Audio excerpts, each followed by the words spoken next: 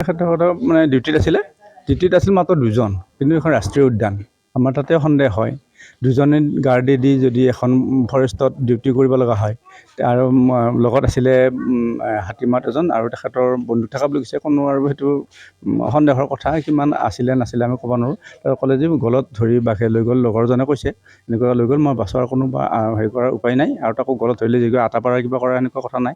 এতিয়া কথা হ'ল যি হ'লে কিন্তু আমি দেহত এখনো কাপোৰ পোৱা নাই।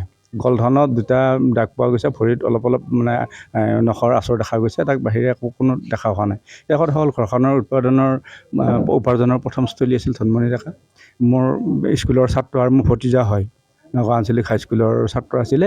তেখেতৰ পত্নী জয়া মহন্ত পিপৰা দোকানৰ পৰা বিয়া কৰিছিল মঙলদৈৰ। তেখেতে লেবৰেটৰী এখনত কাম কৰে প্ৰাইভেট। তেখেতক যাতে সংস্থাপন এটা কিবা চৰকাৰে দি ঘৰখনৰ উন্নতিৰ কাৰণে এটা চেষ্টা চলাই, তাৰ কাৰণে মই অনুৰোধ জনাইছোঁ। আৰু যাতে এনেকুৱা কিছুমান যুৱকক তাত সেনেকুৱা ফৰেষ্টত জমা দি যাতে তেখেতসকলৰ মৃত্যুমুখলৈ টানি নানে, তাকে কামনা কৰিছোঁ। যাতে চৰকাৰে আৰু অলপ ব্যৱস্থা লৈ আগবঢ়াই নিয়ে অঞ্চলটো, সেইটো ফৰেষ্টখন, তাকে কামনা কৰিছোঁ। অনুৰোধ মই এটাই অনুৰোধ জনাইছোঁ, এতিয়া মোৰ ঘৰখন ধনমণি ডেকাই আছিল মোৰ ইনকামৰ মূল। এতিয়া যিহেতু তাৰ অৱস্থা এইটো হ'ল, বাঘে খালে, এতিয়া মোৰ ঘৰখন চলে কেনেকৈ? ইফালে 6 মাহ হ'ল বিয়া হ'বলৈ, ছোৱালী এজনী বিয়া কৰাই আনিছিলোঁ পিপৰা চকৰ পৰা। এতিয়া সেই ছোৱালীটোৰ অৱস্থাটো কি হ'ব? কেনেকৈ তাইক মই ভৰণ পোষণ দিম? এতিয়া ইফালে মোকো কুকুৰে কামুৰি পেলাই আজি প্ৰায় 1 মাহ মই পৰি আছোঁ।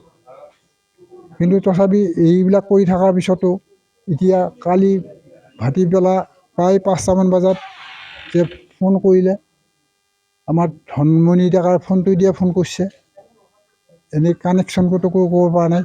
সেই ফোনটো দি ফোন কৰি পেলাই মোক ক'লে কি সেইটো বোলে তাৰে মেজৰ নে কিবা, তেওঁ ক'লে বোলে ধনমণি ডেকাৰ এনেকৈ হেৰি হৈছে, বাঘে কামুৰিছে, এতিয়ালৈ বিচাৰি পোৱা নাই, এই বুলি ক'লে। তেতিয়া আৰু মোৰ ধৈৰ্য নাই, কেইটামান মানুহ লৈ পেলাই মই গুচি গ'লোঁ তালৈ। যাই ৰাতি 9:30 সেইখিনি পাইছোঁ, এই ওৰাং পাই উঠি পেলাই ওৰাঙৰ পৰা তাৰপৰা আকৌ সেইটো কেম্পটো ভালেখিনি আঁতৰ, 3 মাইল 4 মাইল এনেকুৱা আঁতৰ। তালৈ আকৌ গ'লোঁ, যাৱাত তেওঁলোকে বিচাৰি আছে, বিচাৰি লাষ্টত মানে নিথৰ দেহটো লৈ আহিছিল নানটা মুনটা অৱস্থাত। তাৰ গাত কাপোৰ নাই। বাঘে কামুৰিলে বুলি যে লং পেণ্টটো ক'ত গ'ল?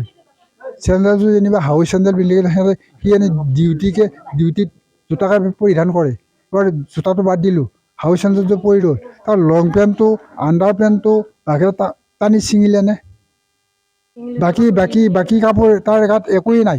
কাৰোবাৰ এটা চাৰ্ট এটা বেলেগ ল'ৰাৰ চাৰ্ট এটা তাক পিন্ধাই পেলাই এখন গামোচা দি ঢাকি পেলাই এইখিনি বান্ধি কিবা কৰি লৈ আহিছে। আমাৰ অলপ সন্দেহ হৈছে।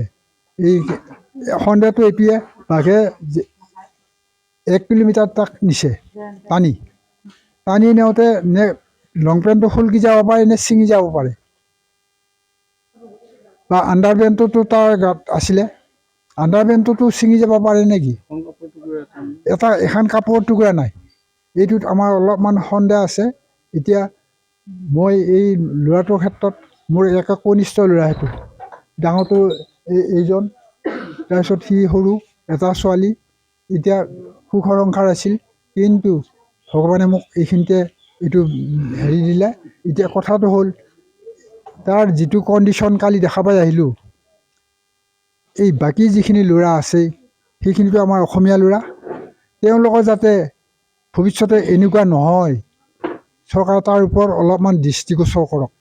যিটো পৰিৱেশত যোৱাকেইজনে কৈছে সেই কথাটোত আমাৰ অকণমান সন্দেহ উপজিছে। গতিকে এনেকুৱা সন্দেহত গাঁৱৰ পৰা এই চেঙাৰা ডেকা ল'ৰাসকলক নি এখন ৰাষ্ট্ৰীয় উদ্যানত 4-5জন যুৱকৰ দ্বাৰা 2টা বন্দুকেৰে তাত ডিউটি দি দিয়াটো আচলতে কোনো এটা সুৰক্ষা নহয়। এই উদ্যানখন সুৰক্ষা কোনো কাৰণত নহয়। তেওঁলোকক যদি 2-4জনে আহি তেওঁলোকক ধৰি বান্ধিও থৈ যায়, তেওঁলোকে কোনো একো কৰিব নোৱাৰে। গতিকে চৰকাৰলৈ এইটোৱে অনুৰোধ, তেওঁলোকে যদি এনেকুৱা উপযুক্ত সুৰক্ষা আচলতে এখন ৰাষ্ট্ৰীয় উদ্যানত দিব নোৱাৰে, তেওঁলোকে সম্পূৰ্ণ এৰি দিয়ক।